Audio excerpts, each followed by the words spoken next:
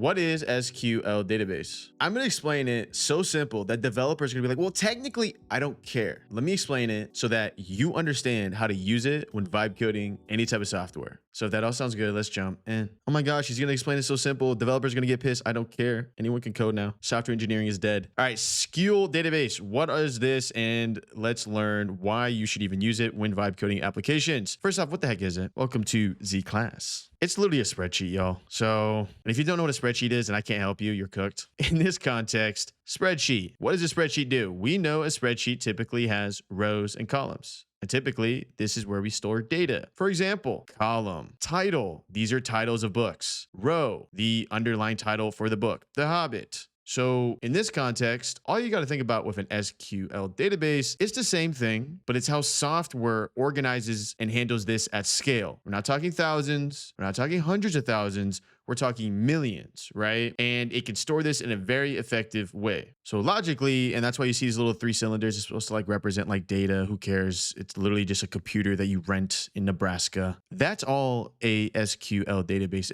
is literally a spreadsheet, Google Sheets, whatever type of sheet you use, not your bed sheets. So if you know what a spreadsheet is, you know what an SQL database is. Therefore, what the heck do we even do with it? And, you know, the AI is very childish. And for some reason, the AI wanted to like make this like preschool kind of UI when it came to the design, but who cares? First thing you can do with it, you can add stuff. You can create stuff, right? For example, the book one, we're adding a new book. Cool. You can programmatically add a new book. The second thing, we can read stuff. We can read past books. Third thing, we messed up on a book. It needs a new author. Update. And finally, we want to get rid of a book, remove it, delete. This spells out something called CRUD. And CRUD is pretty fundamental to software engineering. They call them CRUD, like CRUD. You can do CRUD tasks. A lot of the times what you'll do is you'll set up these type of functions and logic where, you know, very simple stuff like I create an account and I need to update my username. That's a CRUD action. That's create. I need to update my username. That's a CRUD action. That's update. Very, very simple stuff, y'all. If you want to take this another sideways look, if you're familiar with webhooks,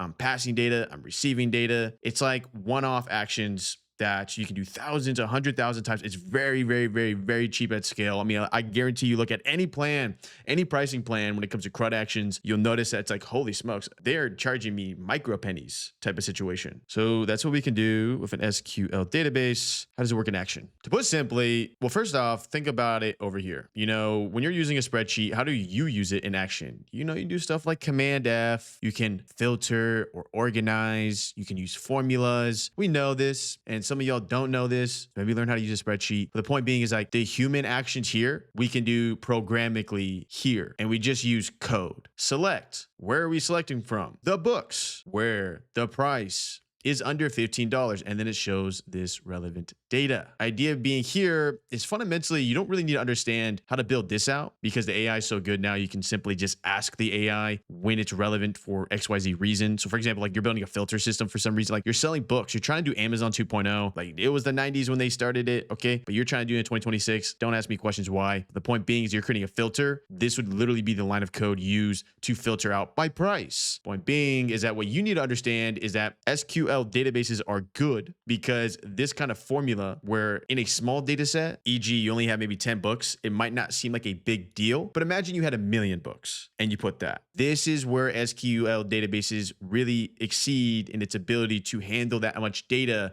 effectively. So on small scale, 10 books, you're like, this is dumb, Corbin. I could literally look which ones are under $15. But are you really going to look at 1 million, 2 million, 3 million, 4 million, 5 million books? Probably not. And finally, who cares? Like, why do we use this? Kind of what I talked about earlier, but the idea is it's fast. It can handle a lot of data effectively. In addition, it's like a collaborative thing, but also this is where you can be putting in things like authentication, user emails, UIDs, unique identifiers, like everything of this nature. And finally, the data persists forever with a caveat. So if you're familiar a little bit with development, or if you heard of the thing called like local storage, everything of this nature. So the idea simply is that these databases are the source of truth. You can basically make databases in other contexts where you have it like by the user session, like on your phone or on the web browser, it stores data that way. But these type of databases are like the source of truth where like you do very important things. Like you have your billing there. You have a lot of important things there that could backtrack as your source of truth. But what I suggest you to do, nice little pro tip here. And what I do personally personally, it's like for the Thumbio platform is, and also Thumbio uses Firebase, which is not SQL. So I can make a separate video on that situation. Those are document based. It's a little bit more messy, but there's a reason why you do it. It's like JSON, who cares? Point being though, is that if you're using an SQL database, Superbase, whatever you're using it in, make sure you have a backup. Make sure you have a backup. How do I do a backup for Superbase SQL? Literally just ask your AI chat. Just always have a backup. So you'll have your source of truth. Go down a rabbit hole if your AI chat, like, how do I make a backup of my source of truth or just the database? And it will tell you how. And most of these platforms, it's very fast. Some of these are extremely fast where it's literally just a checkbox or some type of enabling. Like for example, one of my databases, I have it so that it's backed up in GCP and Cloudflare. The point being is that if that underlying database does get corrupted or something crazy happens,